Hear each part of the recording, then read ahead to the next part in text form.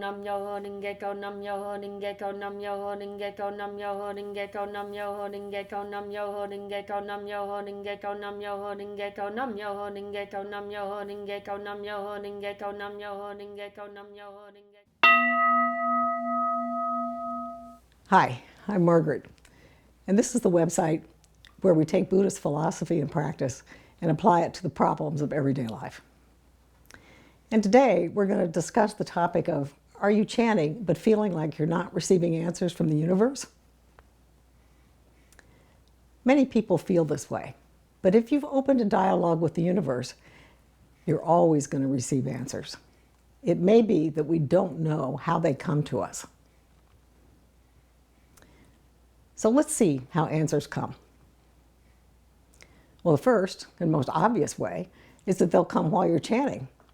Some people have had the experience of feeling like they're tapping into a library. Others have just sat and taken notes. And then there are those little ideas that just flip by really quickly. The intellect can jump in when something like that happens, or we might not notice them because they go by so fast. So if you're chanting about something, pay attention to anything that comes to you on that topic. The second way answers can come is through a little quiet internal nudge to do something. The problem is we don't always know why we have that nudge. And so we might tend to dismiss it because we don't know why it's there. But if that little nudge is there, it's one of those communications from your intuition. And it's going to be important to pay attention to it. The third way the intuition communicates is through that feeling of just knowing that something's going to happen without a doubt. That's the intuitive voice. And when you have that knowing, follow up with it. And for sure, pay attention to it. The fourth way that answers come to us sometimes is through other people. That happened to me with my first book. I was trying to figure out how to market it, and a friend of mine had a great idea that produced all kinds of results. The fifth way answers might come is through the written word. I've heard stories of situations where a book fell off a library shelf at somebody's feet, and there was the answer to the question that they'd had. Or you might find something in an article. And sixth, but not last, is those meaningful coincidences that absolutely cannot be accidental. Now, granted, they may look accidental to someone who hasn't been having a dialogue with the universe, but if you've opened a dialogue with the universe and one of those meaningful synchronicities occurs, absolutely it's a response.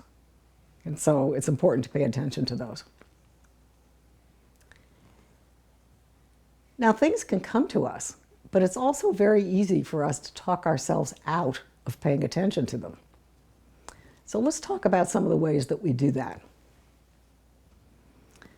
The first way is by making an assumption that we think we know where something's going when we don't really.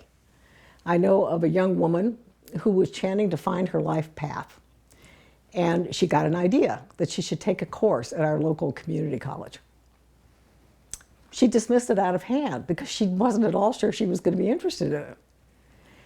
But when she was encouraged to actually take the course, because she wasn't going to know if she was interested unless she actually found out about it, it turned out to be the complete answer she was looking for.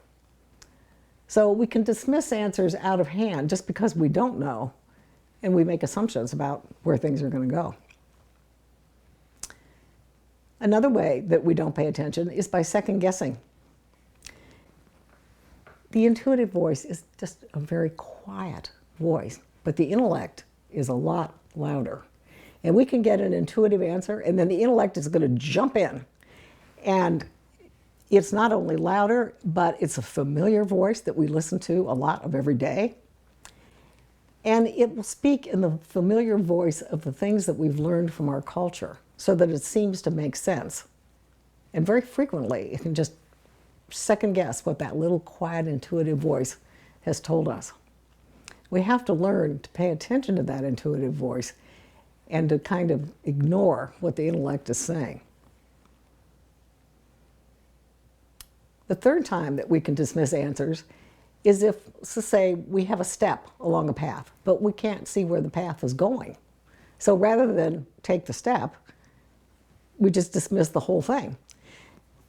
But that's a mistake, because when we're following the answers of the universe, we're not going to get the whole path at once. We get maybe 2 steps, maybe 3, and then it's like we hit a corner, and then we can't see around the corner until we take those 2 or 3 steps. So don't worry about not being able to see the path. That's where faith comes in. We're following a spiritual path here. The fourth way that we dismiss things is when we can only see obstacles and we've taken our eye off the prize. When we just are looking at obstacles, they appear to be real, but that's actually the illusion, because underneath the surface of life, where we see the obstacle, the universe is working to bring us to our goal. And if we keep our eye on the prize, we'll get around any deadlock that appears to be there. And the fifth time we dismiss things is if we're grappling with fears. Let's say we're asked to take a step, and it's going to take us way out of our comfort zone. Well, the tendency is to rationalize our way for not having to do it, or to procrastinate, or to do something, but not follow the intuitive hit that the universe is giving us. So in summary, answers come while we're chanting. They come through an internal nudge to do something. They come through that absolute knowing. They come through other people.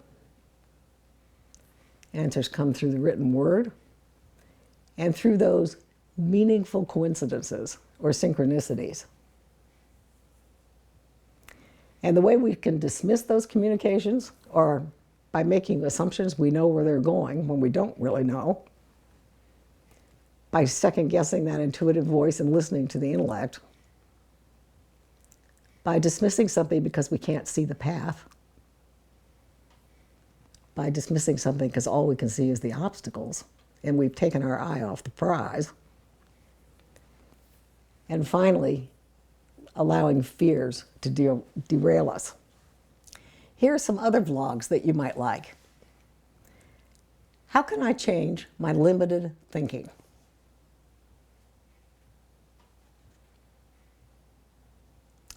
Do you know how the universe communicates with you? And finally, steps to forge your faith. And as always, I'm always interested in knowing what you're thinking and for ideas for any topics that you might find important to hear about. And I'll see you in 2 weeks.